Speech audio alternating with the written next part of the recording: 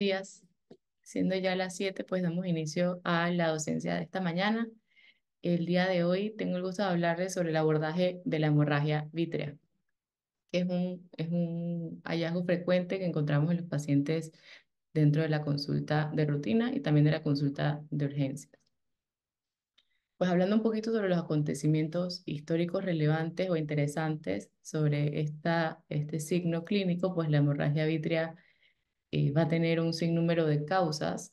Sin embargo, vamos a ver más adelante que esas causas las podemos ir como descartando hasta encontrar entonces su causa y su tratamiento.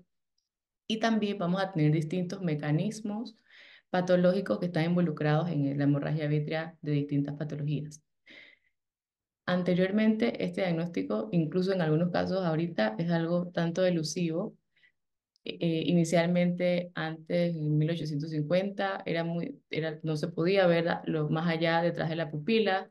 Posteriormente, Helmholtz desarrolló el oftalmoscopio y Giraud luego el oftalmoscopio indirecto monocular. Sin embargo, realmente todavía no teníamos tanta información, no se lograba ver detalles.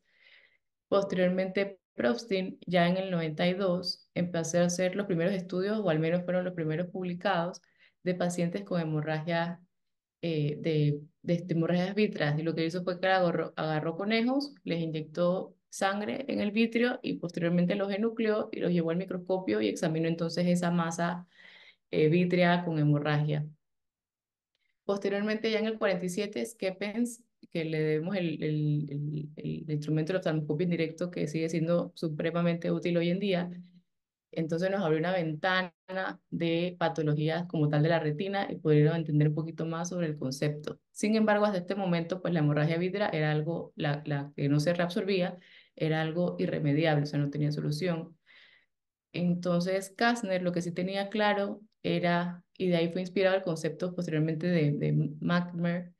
Kastner lo que sí tenía claro era que, pues, que ese vitrio que no se limpió de la hemorragia, pues había que quitarlo. Entonces, él lo que realizó fue una vitrectomía manual, hizo una incisión limbal de más de 300 grados. Este paciente tenía una retinopatía diabética proliferativa, era diabético, y de ahí entonces con unas esponjas y tijeras hizo entonces un corte del vitrio. Posteriormente, ya en el 70, con este concepto o esta inspiración de Kastner, McMahon desarrolla o empieza a hacer entonces lo que conocemos hoy, donde empezó el inicio de lo que usamos hoy como una vitrectomía de vía pars plana. Y aquí les traje un videito sobre cómo era esto, se llamaba VISC, de sus siglas de vitrio, infusión, succión y corte. Se usaba una sonda que medía 16 gauge, se entraba entonces a la cavidad por ahí. La luz que se usaba inicialmente era una luz de hendidura, posteriormente desde el microscopio, posteriormente ya vino una luz coaxial y desde esa sonda todos los instrumentos se metían para desde cortar, irrigar y aspirar el vitrio por ahí. El corte o la velocidad de corte era de un corte por segundo, o sea, 60 por segundo. Si lo comparamos con ahora, que en la mayoría de los casos usamos el promedio de 10.000 cortes perdón, por minuto, 60 por minuto, aquí ahora 10.000 hoy en día. Entonces, repasando pues un poquito de lo básico, pues sabemos que el humor vitrio es la estructura que ocupa la mayor espacio en el globo ocular, hasta 80%, que equivale a 4 mililitros en un paciente en un ojo de tamaño normal. Es una sustancia transparente, gelatinosa, pero que tiene en su contenido fibras de colágeno. 99% es agua, 0,9 sales, 0,1% de proteínas y polisacáridos. Estas fibras que tiene el vitrio, tenemos que tener en cuenta que no están distribuidas o la densidad de las fibras no están distribuidas de manera homogénea en toda la cavidad vítrea. Hay unos lugares que tienen más densidad y en estas áreas son la corteza de la base del vitrio y del epitelio, no está relacionado con el epitelio ciliar, la corteza del vitrio posterior anterior a la retina y detrás de la cámara posterior. O sea, esas áreas están las fibras de forma más densa y ya de menor densidad entonces en el vitrio central. Y otros puntos como anatómicos de referencia, pues tenemos un ligamento que se encuentra detrás del lente de 8 a 9 milímetros que se llama el ligamento hialoideo. Y entre el lente y ese ligamento hay un espacio potencial que es el espacio de Berger. De ahí entonces, de ese ligamento que va y atraviesa todo el vitrio hasta el nervio óptico, está el canal de Cloquet, que es un vestigio, y el área de Martillani, que está delante del nervio óptico. Cuando hablamos de hemorragia vítrea, pues tenemos que tener en saber de qué estamos hablando, y la definición es que hay una extravasación de sangre en la cavidad vítrea y ella está delimitada de la parte anterior por la cápsula posterior del cristalino, lateral por el epitelio no pigmentado del cuerpo ciliar y las zónulas del cristalino, y en la parte posterior por la membrana limitante interna. También podemos clasificarla por los espacios donde se encuentra esta en prerretinial y intra, como le llaman intragel o dentro del mismo vitrio. Y la prerretinal la podemos dividir en subhialoidea y debajo de la limitante, de la membrana limitante interna. Y pues es importante recordar las dos diferencias cuando vemos las características para diferenciar entre estas dos. Primero, obviamente, la localización. La subhialoidea va a estar detrás entre la hialoides, perdón, y la retina, y la limitante, la que está debajo de la limitante interna, entre la limitante y la capa de fibras nerviosas. Como la hialoides, comparado con la capa limitante, va a ser un poco más, o sea, que va a ceder más la posición con la posición de la mirada, la cabeza puede entonces mover ese sangrado. Sin embargo, debajo de la limitante va a estar más quieto, no va a cambiar de posición, y la forma también va a ser diferente. En la subhialoidea no tiene una forma específica, puede ser como parecido a un bote también en muchos casos, pero no es tan delimitada la parte inferior. Y debajo de la limitante interna, pues sí tenemos el característico bote con un nivel horizontal. También en el examen clínico, cuando examinamos al paciente, podemos ver que si hay un aumento de brillo, es que estamos, o sea, que está la membrana, que hay algo brillante, estamos viendo la limitante, así que eso está detrás de la limitante. Y si ya no vemos ese brillo natural de la limitante, entonces estamos ante una subvialidad. En cuanto a la fisiopatología, pues tenemos tres mecanismos. Vamos a tener, ya sea por que se produce la hemorragia por sangrado de vasos anómalos, o porque hay disrupción de vasos normales, o sea, que son vasos sanos, o es una extensión de una fuente adyacente, o sea, algo que está sangrando que no es ni de los vasos, sino es algo que está ahí provocando ese sangrado. El sangrado de los vasos anómalos va a ser la causa más frecuente, así que todo lo que tenga causas, los vasos anómalos, eso me va a dar o lo más frecuente de causas. La neovascularización, retinopatías proliferativas, por ejemplo, los desprendimientos de retina crónicos, al hacer isquemia también me puede dar neovasos. En estos casos, pues va a haber un ambiente proangiogénico. Los trastornos inflamatorios isquémicos, pacientes con pars planitis, con vasculitis, con sarcoidosis, pueden hacer isquemias inflamatorias y producirme también vasos anómalos. Y también podemos tener vasos anómalos, pero que no son por causas isquémicas, sino más bien como malformaciones. Por ejemplo, los macroaneurismas, un paciente hipertenso que tenga macroaneurismas, un hemangioma capilar, hemangioma cavernoso, me puede producir una hemorragia vítrea.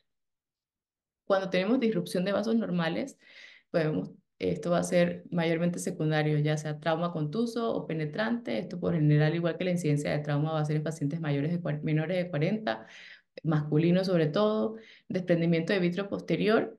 Y es importante hacer un énfasis que cuando tenemos un desprendimiento de vitrio posterior hemorrágico, por eso el riesgo de tener un desgarro es hasta el 70%. Entonces, por eso es que tenemos que buscar y buscar un desgarro para estar seguro que realmente no hay un desgarro, que solamente es un desprendimiento hemorrágico. Además, si el paciente tiene un desgarro y hace un desprendimiento y tuvo un sangrado, sabemos ya que eso nos va a dar que va a ser un factor de riesgo para que ese paciente desarrolle posteriormente PVR por ese sangrado. También podemos tener síndrome de Terson, que es una hemorragia vítrea secundaria a una hemorragia subaracnoidea, y se han descrito dos mecanismos que esto puede ocurrir, que hay un aumento de la presión intracraneal por la hemorragia, y esa sangre subaracnoidea entonces va a viajar a través de las capas del nervio y van a entrar entonces a la cavidad vítrea. Y otra teoría es que por la misma estasis venosa, al no poder devolverse, el retorno venoso no se está dando, la vena central entonces puede sangrar. Los pacientes con maniobras de Valsalva un poco extremas pueden desarrollar retinopatía por Valsalva, por aumento de la presión intratorácica y ruptura entonces de los vasos más superficiales. Y ya esta causa, que es el, perdón, mecanismo menos frecuente, que es por extensión de una fuente adyacente. puede ser ya sea por una membrana neovascular coloidea o que vamos a tener un sangrado subretinal, vasculopatía polipoidea o tumores. Entonces es importante como tener en cuenta que el catabolismo de la sangre en el vitrio va a ser distinto a un catabolismo de la sangre en otra parte del cuerpo. Incluso si lo comparamos con un morado en equimosis, normalmente uno dice, no, eso se te va a ir en tal tiempo, no queda un residuo y tampoco demora lo que podemos ver que demora una resolución de un sangrado en la cavidad vítrea. Y es porque hay varias cosas que nos van a predisponer a esto. Primero, en el catabolismo de la sangre dentro del vitrio, pues hay una formación rápida del coágulo, y esto es porque tenemos fibra de colágeno, porque tenemos ácido hialurónico, y esto me va a activar los factores de agregación plaquetaria y se va a formar rápidamente el coágulo. Sin embargo, la lisis de la fibrina es lenta, porque hay bajos entonces niveles del activador de plasminógeno, poca respuesta de los neutrófilos al llegar ahí. Entonces, esta lisis del coágulo va a ser muy lenta, de la fibrina. También que la lisis se da de forma extracelular de los glóbulos rojos. Normalmente en otras partes la lisis es intracelular y posteriormente vienen entonces los macrófagos, por lo que aquí también me va a hacer un catabolismo diferente. Y también que en la hemorragia vítrea podemos encontrar inclusive mucho tiempo después persistencia de glóbulos rojos intactos porque no tienen una adecuada como capacidad de activar o llamar a más macrófagos para que vayan a ese sitio. Incluso en hemorragias vítreas crónicas podemos ver esta degradación de la fibrina en formación de colesterol, que se puede ver como estos puntitos flotando en el vitrio, que se conoce como síntesis centellante. En cuanto a la historia natural y pronóstico, en general, solamente por decir que alguien tiene hemorragia vítrea, pues sabemos la resolución va a ser gradual, normalmente constante, y podemos decir en un ritmo de más o menos 1% al día, o sea que es relativamente lento. El pronóstico dependerá totalmente de la causa, de la etiología de la hemorragia. En pacientes que vayan a tener, que uno dice, no, este paciente puede tener más rápido un aclaramiento espontáneo, es más probable cuando hay una enfermedad de baja probabilidad de recurrir, por ejemplo, un DVP agudo, eh, comparándolo con un paciente diabético crónico o con una retinopatía hipertensiva con sangrado, pues ese paciente sí tiene menos chance de que eso aclare de forma eh, que del todo aclare. También hay factores que juegan un rol importante como la edad del paciente, la sineresis vítrea, la vitrectomía previa y la fascia. Estos factores me van a dar una resolución más rápida de la hemorragia. Paciente con retinopatía diabética proliferativa, que ya sea persistente, frecuentemente va a requerir vitrectomía, sobre todo pacientes con glaucoma neovascular, de retraccional, fibrosis retinal, pererretinal, van a tener pobre pronóstico. Las oclusiones venosas, pues el pronóstico puede ser relativo y muy dependiente del grado de severidad. Si obviamente una oclusión de vena central tiende a tener peor pronóstico que una oclusión de rama, y la oclusión de mi retina entonces peor pronóstico que la de rama. Y la hemorragia vítrea secundaria, además, generalmente, para que esto haya ocurrido, sabemos que el daño que vamos a tener a nivel macular va a ser importante, por lo que generalmente se asocia a un pobre pronóstico. Entonces, vemos al paciente que tiene hemorragia vítrea y tenemos que tener en cuenta las causas. Hay muchísimas causas de hemorragia vítrea, sin embargo, y afortunadamente, pues hasta un 88% se puede resumir en estas tres causas, que son retinopatía diabética proliferativa, desprendimiento de vitrio posterior y el trauma ocular. O sea que si el paciente no tiene un contexto de que se ha golpeado el ojo, nos quedarían dos causas como más probables. Ya el problema entonces o el día se va a hacer más complicado si el paciente dice que no es diabético, y si no me dice ninguna señal o pista de pensar en un desprendimiento de vitrio posterior, tengo que tener en cuenta todas las otras causas. Entonces estas serían las más comunes. Sin embargo, hay causas muy raras y hay muchas publicaciones de causas raras de hemorragia vítrea. Y por ejemplo, esta que encontré que me llamó la atención, una paciente con papiledema, con hipertensión endocraniana, perdón, que secundariamente tenía un papiledema, ya estaba en tratamiento con acetazolamida y se fue a hacer un masaje en el cuello y empezó a tener miodesopsias, y cuando la examinaron tenía una hemorragia vítrea activa. Entonces esto ya obviamente es una cosa que probablemente no te lo vas a sospechar cuando viene la paciente con miodesopsias que tiene esa causa de hemorragia vítrea. Entonces en este cuadro es grande y resume en el lado izquierdo las causas más comunes, donde están mayormente las que ya mencioné: el trauma ocular, la neovascularización, el DVP, y causas menos frecuentes como relacionado a cirugías complicadas, inflamación o enfermedad de Coats en cosas vasculares, retinopatía del prematuro, por ejemplo. En cuanto a las características clínicas y la evaluación, también tenemos que recordar que esto es una causa de pérdida aguda indolora de la visión. O sea, que el paciente que llegue con eso, solamente al escucharle la historia y decir eso, ya hemorragia vítrea puede estar dentro de nuestras cosas que vamos a ir a buscar. Y el paciente puede referir ya sea mioesopsias o alguna mancha oscura. La historia clínica debe ser pertinente y si sabemos el diagnóstico diferencial, pues es más dirigido y las preguntas que tenemos que hacerle tienen una coherencia por lo que estamos buscando. Nos debemos apoyar también en la demografía. La edad juega un papel importante para poder ubicar entre las causas más frecuentes según rango de edad. Los pacientes de edad media o mayores, pues media, media o adultos mayores, pues condiciones vasculares sistémicas, DVP, desgarros. Ya pacientes muy mayores, más de 80 años, tenemos que tener en el diagnóstico diferencial una coloretinopatía hemorragia exudativa. Pacientes más jóvenes, pues el trauma ocular, causas inflamatorias como vasculitis y hemoglobinopatías. Y ya en niños, retinopatía de prematuro, enfermedad de Coats y el vitro primario persistente como alguna de las posibles causas. El examen clínico, pues la agudeza visual obviamente va a depender de la localización y el grado de la hemorragia vítrea. Puede ir desde mioesopsia, solamente que el paciente se queje que ve las bruquitas, las arañitas, hasta una disminución súbita y significativa de la agudeza visual. Se han hecho experimentos donde un globo ocular o a una cantidad de vitrio se le inyectan 12,5 microlitros en un paciente áfaco y 10 microlitros y esto puede bajar la visión hasta movimiento de manos. Em, si el paciente tiene antecedentes de haber presentado fotopsias, puedes tener claro el buscar DVP, DR, desgarros. Evaluamos también si hay defecto pupilar aferente, sobre todo si es un paciente con una hemorragia vítrea solamente y no tiene un antecedente, pues si solamente una hemorragia vítrea, por ejemplo, de un desprendimiento de vidrio posterior, no vamos a tener un defecto pupilar porque pues, no tiene un daño como tal en la retina ni en el nervio óptico. Sin embargo, si es una hemorragia vítrea secundaria a una enfermedad crónica, por ejemplo, una oclusión venosa central severa, ese paciente ya entonces sabemos que no es simplemente un sangrado, como así decirlo, medio inofensivo. En el segmento anterior, buscar reubiosis, células, precipitados, pigmentos en cámara anterior, perdón, en vitro anterior. Y en el iris, si pensamos en un trauma ocular, pues ruptura, iridodiálisis, vagonesis, que me van a orientar hacia que por tal causa traumática, o nódulos me pueden orientar hacia una causa inflamatoria.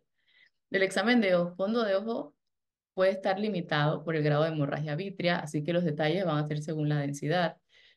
Tratar de buscar signos de oclusión vascular, signos de retinopatía diabética, zonas de neovascularización. Si pensamos en algo inflamatorio, hay que buscar células en vitrio, por ejemplo, copos de nieve. Si tenemos un paciente con desprendimiento de vitrio posterior, podríamos intentar hacer indentación escleral para poder completar el examen. Y muy importante, si no nos brinda a veces tanta información, siempre hay que examinar los dos ojos, pero sobre todo si el paciente no se pueden ver detalles, verle el otro ojo porque hay patologías, por ejemplo, si el paciente no tiene ni un dato de retinopatía diabética en un ojo, con todo y que sea diabético, es poco probable que el sangrado sea por una retinopatía diabética proliferativa, ya que generalmente eso va a ir bastante simétrico por ser una enfermedad sistémica. En cuanto a procedimientos diagnósticos, pues un hemograma, tiempos de coagulación, una glicosilada, incluso a veces puede pedirse prótesis de sangre periférica para como de inicio. Y una herramienta valiosa que tenemos en estos pacientes, sobre todo que no podemos ver detalles mayores en el fondo, es la ecografía y esto va a ser importante para diagnosticar desprendimiento de vitrio posterior, descartar, que es como que lo que más rápido queremos descartar es un DR o un desgarro. Más adelante voy a hablar un poquito sobre como la ecografía como tal, tracciones, si hay una presencia de cuerpo extraño intraocular en el contexto de trauma o algún tumor. En cuanto a las características ecográficas, en la hemorragia vítrea reciente o también en pacientes vitrectomizados se puede ver parecido. Vamos a ver múltiples ecos puntiforme que son de baja reflectividad, generalmente son bastante móviles. Uno dice el paciente mueve hacia arriba, hacia abajo y eso va y flota.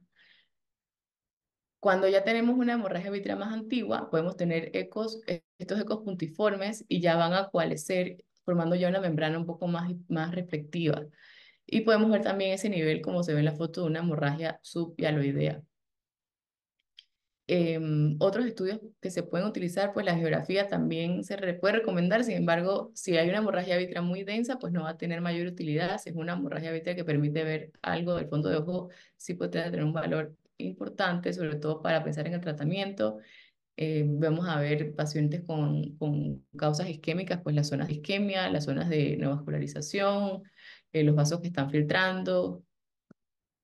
En cuanto a la tomografía de coherencia óptica, en un paciente con una hemorragia vitrea densa, igualmente va a ser limitado, al igual que la angiografía, con todo y que actualmente los equipos son cada vez más capaces de atravesar un poco más la opacidad de medios comparados con los equipos más antiguos. La tomografía puede tener un rol importante, sobre todo en la diferencia o el seguimiento de una hemorragia prerretiniana para diferenciar si es subhialoidea o submembrana limitante interna. En cuanto al diagnóstico diferencial, pues la vitreitis tiende a imitar todas las cosas que vamos a ver en el diferencial, que no es, o sea, si esto es una hemorragia vítrea o es otra cosa, pues van a tratar de imitar a la hemorragia vítrea. La vitreitis es una de las causas. Vamos a ver la diferencia que vamos a encontrar células en cámara anterior y algo de flare, células en vitro anterior. Si logramos ver algo de la retina, buscar parches de retina o en la coroides. Si vemos edema de disco y a veces algunas células o un desprendimiento de retina exudativo me puede guiar más hacia que es más una vitreitis a una hemorragia vítrea. Diagnóstico importante también para descartar, sobre todo en pacientes más mayores, linfoma primario intraocular, que puede enmascararse como una hemorragia vítrea crónica. Los pacientes con hialosis asteroides, en la ecografía vamos a ver múltiples ecos hiperreflectivos que pudieran a veces pensar que es una hemorragia vítrea, sin embargo tiene unos ecos posterior a esos como que me van a dar la característica más de que es una hialosis. Y el desprendimiento pues, de retina de un desprendimiento crónico. Entonces, ya ahora sí, hablando un poquito sobre el tratamiento, pues este va a depender de diversos factores. Va a depender tanto de la etiología, de cuánto tiempo lleva con ese sangrado, de la lateralidad y de las condiciones oculares que tenga asociado. Entonces, podemos como tener cuatro posibilidades. En algunas pueden ser posibilidades mezcladas, pero tenemos la observación, el láser, tratamiento con antiangiogénicos y la vitrectomía temprana. Entonces, pues la observación actualmente está como, puede ser un poco criticada si se tiende a hacer todo y dejarlo todo para observación, porque realmente esto se usaba mucho antes y es lo que estaba más publicado en estudios más antiguos, porque antes de la vitrectomía moderna era la única opción posible, o sea, solamente se podía observar y esperar a que mejorara o solamente observar. Los pacientes tendían entonces a operar los síntomas cuando se despertaban, y desde ahí entonces inició pues de recomendarle al paciente el respaldo, o sea que el paciente se iba antes, se recomendaba que se fuera 6 meses a la casa con respaldo de 30 a 45 grados y que ya luego volviera. Pacientes sanos, sin comorbilidades, con posible patología no recurrente o un paciente que sea muy difícil por algún motivo llevar a quirófano, pues se podría decidir observar teniendo en cuenta todas las posibles causas o por lo menos haciendo otros estudios pertinentes que ya les voy a mencionar. El ácido ascórbico se ha estudiado como ayudante para la resolución más rápida de la hemorragia vítrea, sin embargo no hay nada como publicado que nos haga pensar que sí funciona o que tiene algún beneficio.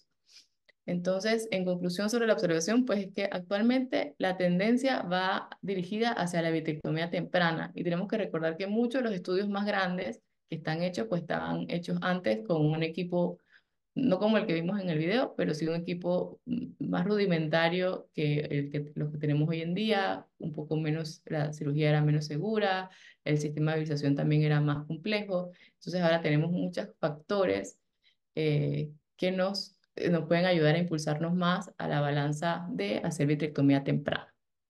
Este estudio es viejito, es del 2004, y aquí podemos comparar hallazgos clínicos versus los hallazgos que se encontraron en ultrasonido. Entonces, aquí pues obviamente el estudio no es reciente, así que vamos a tener cosas como que poder decir también por qué salieron estos resultados. Por ejemplo, que en ese momento los equipos no eran tan buenos como ahora.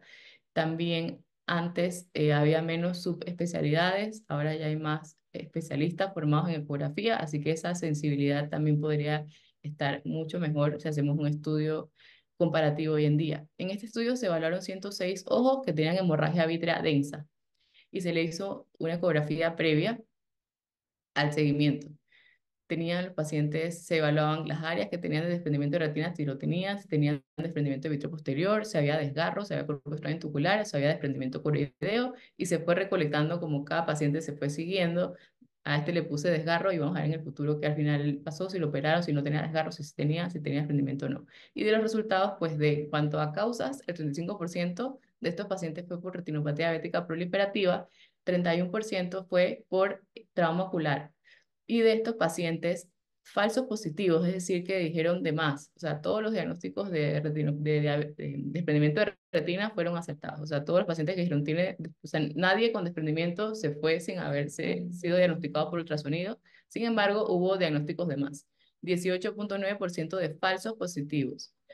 Eso no es, pues, que era, estaba como de más, así que realmente no es tan malo, pero lo que no es tan bueno fue que se diagnosticaron solamente 44% de los desgarros. Hay otras publicaciones que mencionan que ya hay mejor sensibilidad en cuanto a la detección de desgarros, pero puede ir hasta llegar hasta un 80-90% y va a ser muy dependiente del ecografista, o sea, del operador, dependiente de cómo es la ecografía en general en todas las partes del cuerpo.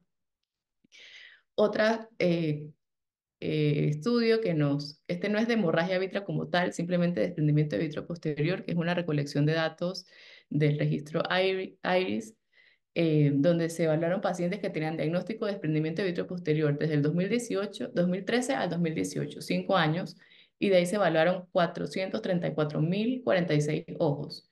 Y de estos que se evaluaron dijeron, tiene desprendimiento de vitro posterior, pero no le vieron más nada, no le vieron desgarros ni desprendimiento. Y de ese se le hizo seguimiento. Y 10.518 pacientes, es decir, el 2,42%, desarrolló posteriormente, ya sea un desgarro o un desprendimiento de retina, después del inicio de los síntomas del desprendimiento de vitro posterior.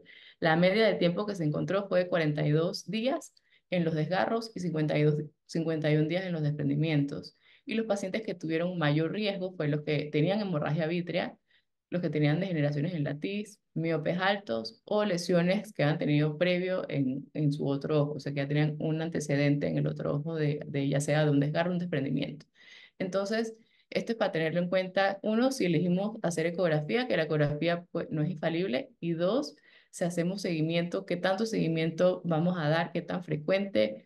No es un paciente que pues debemos dar, si no vemos el fondo y decimos, pues un sangrado, probablemente es un DVP, no darle tampoco el seguimiento puede ser, si se decidiera observar, no puede ser largo porque vemos que esto, aunque no se vea en el momento del DVP, pues posteriormente lo puede desarrollar. Ya entonces, hablando sobre la vitrectomía temprana, en este estudio nos hablan sobre vitrectomía temprana distinta a las causas de hemorragia vítrea por trauma o por diabetes. Es un estudio retrospectivo de 105 ojos, donde la causa que ellos encontraron más frecuente pues, fue la oclusión venosa. Y ahí también evaluaron la ecografía preoperatoria. En la preoperatoria encontraron 5 desgarros, 5 pacientes con desgarros y 21 pacientes con desprendimiento de retina. Y en el intraoperatorio vieron 24 pacientes con desgarros, o sea, muchísimo más alto del inicial, y 48 pacientes con desprendimiento de retina. Y de lo que encontraron en el estudio en general, pues agudeza visual fue mejor, hubo una mejoría en 100 pacientes de los 105 casos, esto equivale al 95%, tuvo una mejoría de la visión. Complicaciones más frecuentes no fueron cosas severas, sino una catarata secundaria porque muchos le dejaron el cristalino y hipertensión ocular. También hubo pacientes que desarrollaron póker macular, 3 en esta serie de casos, y 4 pacientes con desprendimiento de retina regmatógeno inferior, que ocurrió 2 a 3 meses después de la vitrectomía. En este otro estudio, que también es vitrectomía temprana, que aquí sacó a los pacientes también diabéticos, fue de 96 ojos y aquí se dividió. 75 pacientes se le hizo vitrectomía parsplana de forma temprana, 20% no se le hizo nada, o sea, se le hizo un manejo conservador, observando, 5% vitrectomía más tardía. Y de aquí, pues lo relevante es que se encontró que al final las complicaciones en el grupo de cirugía fue 4,1 versus el 25% en el grupo conservador que requirió al final manejo o múltiples intervenciones. En cuanto a otra arista en el tratamiento, pues está el láser. En hemorragias premaculares se pudiera decidir esperar de 2 a 3 meses, sin embargo, se reporta el uso de yaludotomía con Jack láser, que relativamente pues no tiene mayor complicación, sin embargo, están descritos casos de agujeros macular, de agujeros parafoveales y también que quede la cavidad premacular ahí persistente.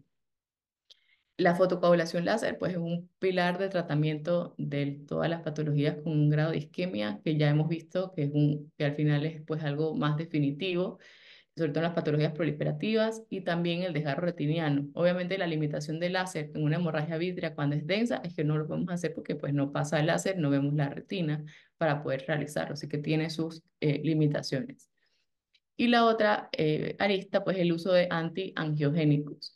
Esto va a ser muy útil en patologías proliferativas con el objetivo de que se disminuyan las zonas de neovascularización mientras se va reabsorbiendo la hemorragia vítrea y esto me pudiera servir entonces para aclarar los medios y poder dar láser. Se han reportado estudios de hasta el 92% de los pacientes que ha aclarado en 3 meses con uso solamente de antiangiogénicos.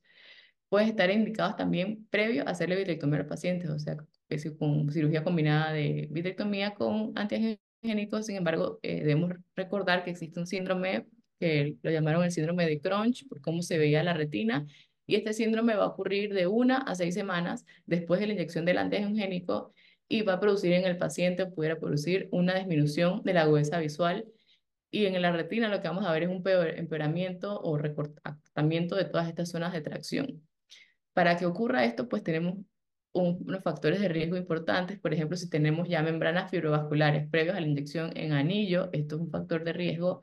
Si no tenemos láser previo o si ponemos la inyección y el momento que pasa la cirugía es mayor de 13 días, ese fue el punto de corte, pues que puede tener entonces más riesgo de hacer un síndrome de Crunch.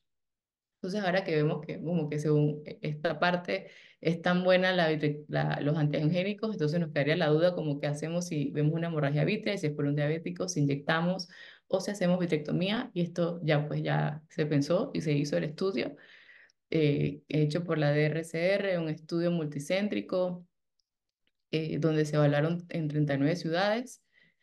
Lo que se hizo fue se dividió a los pacientes con hemorragia vítrea por retinopatía diabética proliferativa en 2 grupos. En un grupo se hizo vitrectomía y láser y en el otro grupo se colocó dosis de aflibercept. Entonces, en el primer grupo se hizo la vitrectomía y si después de la vitrectomía, a las 4 semanas de la cirugía, tenía sangrado, se inyectaban. Podrán ser 2 dosis de aflibercept dependiendo del médico y si persistía la hemorragia se repetía la vitrectomía. En el segundo grupo, en el grupo de Aflibercept, se inyectó al momento basal, posteriormente a las 4 semanas, a las 8 semanas, a las 12 semanas, y según la evolución se inyectaba a las 16 semanas si no había todavía resolución completa o todavía había novasos, se inyectaba, si no, no se inyectaba, pasábamos entonces a las 24 semanas y si ahí todavía se había mantenido estable, no se inyectaba y si todavía había hemorragia, pues volvía y se inyectaba y si no aclaraba, entonces se llevaba vitrectomía. El resultado primario que se buscó fue a las 24 semanas, donde lo que evaluaban era la agudeza visual y no hubo diferencias significativas entre la agudeza visual del paciente con vitrectomía versus el paciente tratado con Aflibercept. Sin embargo, luego se le dio seguimiento a estos pacientes hasta 2 años y se encontraron los resultados secundarios, entre esos los pacientes que desarrollaron neovascularización, que fue mayor y de forma significativa en el grupo de solamente tratado con Aflibercept, de hemorragia vitrea recurrente con una relevancia significativa, 15% en el ojito en los pacientes con vitrectomía versus 49% en los pacientes solo con Aflibercept y los que desarrollaron edema macular, pues sí fue mayor en el grupo que se le realizó vitrectomía y fue esto estadísticamente significativo. Entre efectos adversos, pues en ambos grupos se reportó endoftalmitis, que hubo necesidad de extracción de la catarata, desprendimiento de retina, y aumento de la presión intraocular. Entonces, ahora si tenemos esto, pues tenemos la duda que si, ¿qué hacemos? Si inyectamos o si solamente pues hacemos vitrectomía con láser y dependiendo de la hemorragia se inyecta o no. Y para esto, pues, a cosas que podemos considerar en la toma de decisión, pues podemos pensar también en los estudios de costo-efectividad. En este evaluaron, basado en ese estudio, los costos de operar a un paciente versus inyectarlo en el contexto de hemorragia vítrea. Y aquí lo que se encontró, pues, que sí hubo una diferencia importante en los pacientes. En el paciente con aflibercept, el promedio de gasto fue $19.000 y en el paciente de cirugía 10.000. Y se los puse en millones de pesos, 74 millones versus 38 millones, o sea que es una relevante, es un número importante.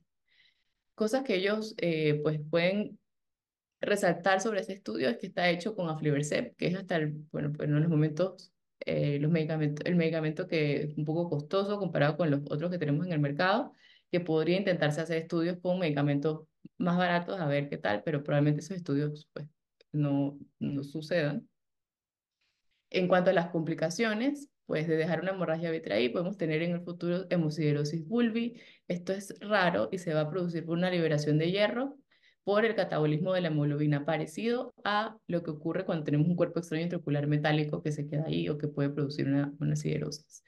Podemos desarrollar vitreoretinopatía proliferativa, por ejemplo, en el síndrome de Terson, y también se ha descrito el glaucoma de células fantasma, que es un glaucoma secundario de ángulo abierto que ocurre entre 1 a 3 meses después de la hemorragia vítrea, y lo que ocurre es que los glóbulos rojos que fueron degenerados van a pasar acá a la cámara anterior y se van a ir hacia el trabéculo y van a tapar el trabéculo y pues fantasma porque no lo vemos y está el trabéculo tapado y la presión intraocular está elevada. Y ya para finalizar, pues mencionar las conclusiones que podemos llevar sobre este tema, que pues la hemorragia vítrea es un signo, por lo cual es importante diagnosticar y tratar la causa. La ecografía es una herramienta valiosa en la valoración complementaria en los pacientes con hemorragia vítrea densa, sin embargo no es infalible y eso lo tenemos que tener presente y no decir, no, la ecografía está perfecta, ese paciente se va y ya no lo veo. Y también que en la actualidad la tendencia es hacia la vitrectomía temprana, dejando así el manejo conservador para casos ya más puntuales. Muchas gracias.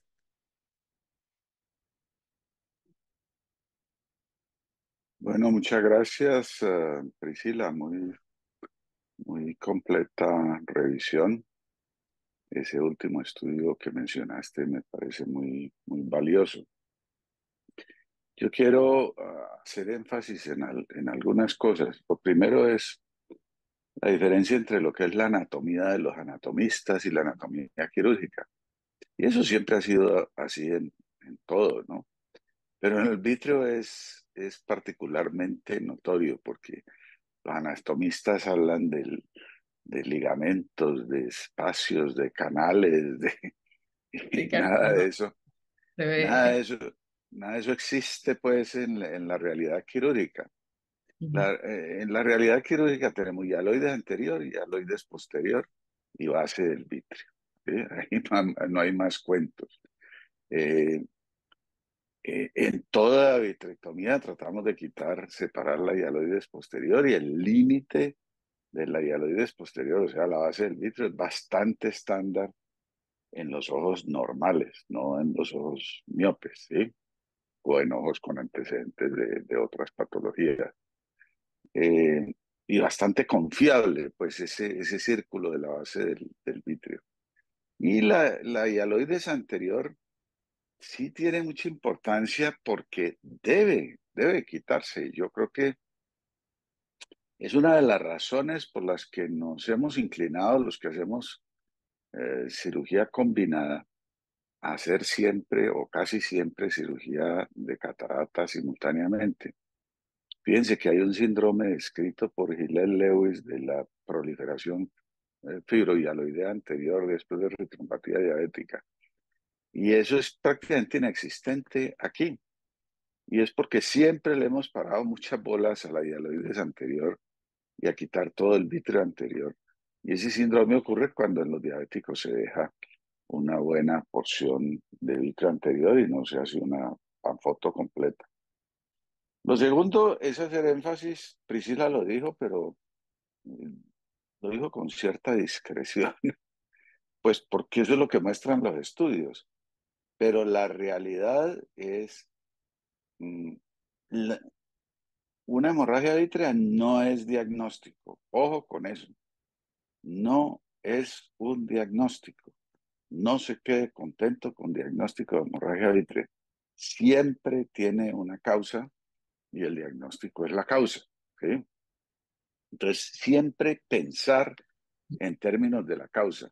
El diagnóstico, pues muy fácil, pérdida más o menos súbita de visión y pérdida del reflejo rojo, eso se lo enseñamos a los médicos generales y el que para bolas, pues logra pegarle a ese diagnóstico casi invariablemente.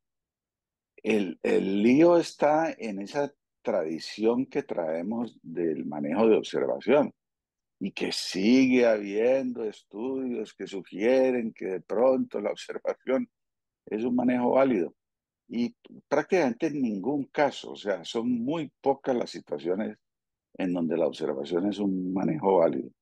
Entonces, sáquense para los residentes de la cabeza la idea de que hacen diagnóstico cuando dicen hemorragia vítrea y segundo, el manejo con observación. Hay muy pocas excepciones.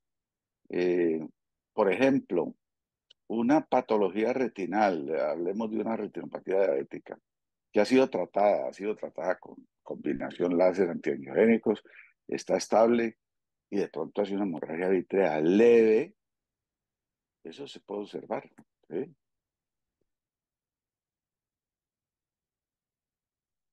Una vítrea leve, eso se puede observar. Un paciente en la edad de DDP, en los 50 años, que le dieron con una hemorragia vítrea, que le permite un examen de fondo casi completo y que usted puede complementar con una ecografía y está seguro de que no, y razonablemente seguro de que no hay un desgarro, eso se puede observar, desde luego, las hemorragias vítreas leves, donde hay posibilidad de mirar el fondo y de hacer el diagnóstico etiológico, esas son las que se pueden observar. Y la observación es una observación muy cuidadosa y muy cercana. No es la observación de antes, vuelve en 3 meses, vuelve en 6 meses, no. A veces en esos casos, por ejemplo, de DDP, yo veo ese paciente 2 veces por semana, hasta que logro examinar la periferia con la suficiente confianza para decir definitivamente no hay un desgarro. Pero muy enfáticamente, las hemorragias vítreas densas de casi cualquier etiología requieren vitrectomía temprana, ¿sí? Y a los pacientes les va muchísimo mejor. Primero, porque usted puede tratar la causa. Segundo, porque quita la sangre y todas sus complicaciones posteriores, como desprendimiento de retina, como siderosis, como glaucoma de células fantasmas. Eh, aún que se haga y se tenga éxito tardíamente en una hemorragia vítrea densa, las complicaciones de esos pacientes siguen y la cirugía se hace muy difícil de hacer y muy difícil de remover todo el vítreo. Entonces, es un error histórico y yo creo que se debe recoger totalmente que las hemorragias vítreas densas se pueden observar. Como en todo hay excepciones. Por ejemplo, yo tuve un paciente con una hemorragia muy claramente secundaria a una membrana vascular coroidea macular. Pues por la historia del otro ojo, por la ecografía, llegamos a esa conclusión. El manejo era una hemorragia vítrea densa que no permitía ninguna visualización. El manejo obviamente era vitrectomía, pero el paciente, las condiciones generales del paciente no lo permitían. Entonces, ¿qué hacemos? Y eso se puede a veces considerar en diabéticos o en otras etiologías como vasculitis periférica, como drepanocitosis, pues uno hace inyecciones seriadas de antiangiogénico. Digamos que es menos malo que no hacer nada, pero no es tan bueno como la vitrectomía. Ese paciente, después de como año y medio, eventualmente aclaró y logra una visión pues de 20/400 y eso tiene al paciente muy contento. Sí, eventualmente las hemorragias densas pueden aclarar si para la causa y si la causa primaria no hizo ningún daño, pues el paciente recupera parcialmente la visión, con una visión con un vítreo muy lleno de moscas y muy lleno de sombras, ¿sí? Y eso en la era previtrectomía pues era muy suficiente, pero hoy en día no tiene ninguna justificación. Aparte de que usted tuvo el paciente 6 meses, un año, viendo mal o viendo casi nada, y eso no es insignificante, ¿no? Eh, Normalmente, cuando se habla el resultado final al año, a los 2 años, no, pues mire que fue igual, pero y todo ese año que se pasó el paciente sin ver, pues para nosotros parece chiste, pero para el pobre paciente es dramático, y más si es el segundo ojo o es ojo único. Entonces sí quisiera que se les borre de la mente, yo soy mucho más enfático. No es una tendencia, no es que cada vez creamos más.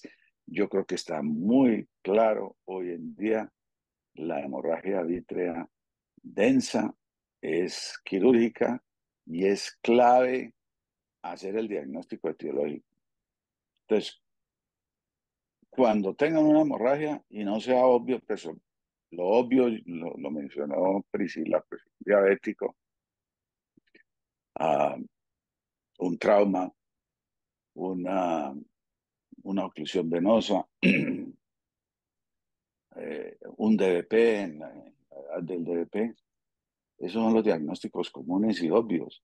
Pero cuando no sea obvio, pues usted se tiene que sentar y hacer una revisión del sistema muy cuidadoso y un examen muy cuidadoso del paciente para ver cuál es el diagnóstico general, sistémico, ocular que está detrás de la hemorragia. A veces no lo logramos. El examen del otro ojo, ahí está el diagnóstico la mayoría de las veces, ¿sí? Examen detallado y cuidadoso del otro ojo, incluyendo cuidadoso examen de la periferia. Ahí le sale el diagnóstico. Y aún así, habrá el raro paciente en donde entramos a cirugía sin diagnóstico etiológico y es en cirugía que hacemos finalmente el diagnóstico etiológico, lo cual es clave porque tratar la causa. Por ejemplo, si había un desgarro, tratar el desgarro pues es clave, pues el paciente termina con la retina desprendida. Una vasculitis periférica es clave, porque va a seguir sangrando y va a terminar con desprendimientos de retina periféricos muy difíciles de tratar. Si hay preguntas u otros comentarios,